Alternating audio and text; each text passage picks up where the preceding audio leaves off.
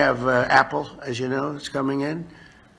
And I had a little problem with Tim Cook yesterday. I said to him, Tim, you're my friend. I treated you very good. You're coming in with $500 billion, but now I hear you're building all over India. I don't want you building in India. You can build in India if you want to take care of India, because India is the highest, one of the highest tariff nations in the world. It's very hard to sell into India.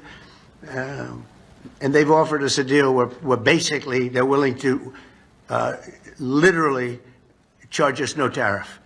So we go from the highest tariff, you couldn't do business in India. We're not even a top 30 in India because the tariff is so high, to a point where they have actually told us, I assume you too, Scott, you were working on that also, that there will be no tariff, right? Would you say that's a difference? They're the highest, and now they're saying no tariff. But I said to Tim, Tim, look, we've treated you really good. We put up with all the plants that you built in China for years. Now you got to build us. We're not interested in you building in India.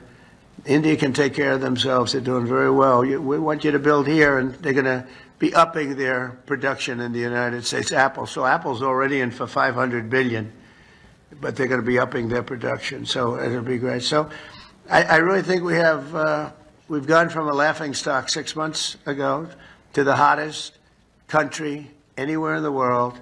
And that's not just in business, that's in everything else, and it's psychologically hot too. And I just want to thank everybody for being here. I want to thank the media. The media, I have to say, has been very fair.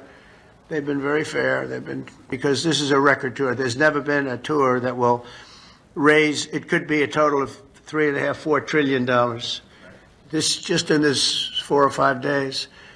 And it's from great people. And our relationship now is very strong with Saudi Arabia. Nobody's going to be bothering that relationship. Nobody would be able to break that relationship because of my relationship with the Crown Prince and the family.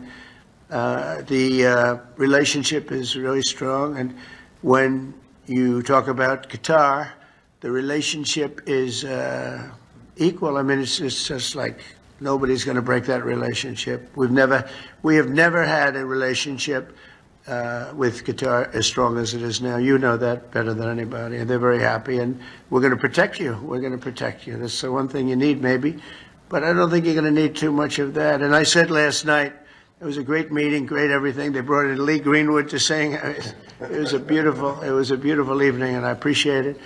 But I said last night that Iran is very lucky to have the Emir, because he's actually fighting for them. He doesn't want us to do a vicious blow to Iran. He says, you can make a deal, you can make a deal. He's really fighting, and I really mean this. I think that Iran should say a big thank you to the Emir, because the Emir is fighting very much that we don't. And there are many people that want me to go the other route.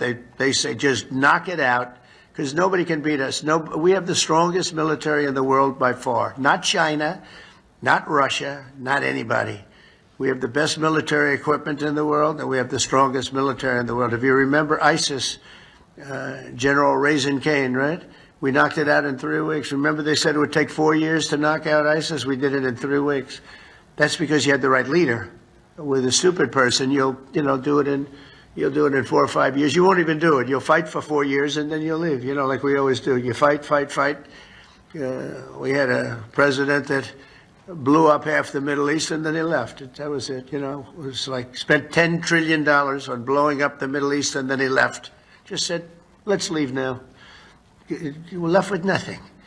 And we don't do that. We take care of our friends. And so you have a great ally in us, and there's nobody even close. In terms of military power, there's nobody close. And I'm not only talking about nuclear. I don't like to mention the word because the nuclear is so destructive that it brings you into a different category. But we're #1 in nuclear. I rebuilt our military, by the way, in my first term. We had a really successful first term. Then the election was rigged, and I had to wait, and it became more historic, and I was able to watch and see. And the good news is although it's bad news in another way, but the good news is that Biden was so bad, worst president we've ever had by far. There was never a president like this. This man was grossly incompetent, and now that's been proven. But people were able to see how bad it is, and it gave me a mandate. We won all 7 swing states. We won the popular vote by a lot. We won the counties by 2,725 to 505. That's why the map is completely red. When you look at it, the map, it was an obliteration, this election.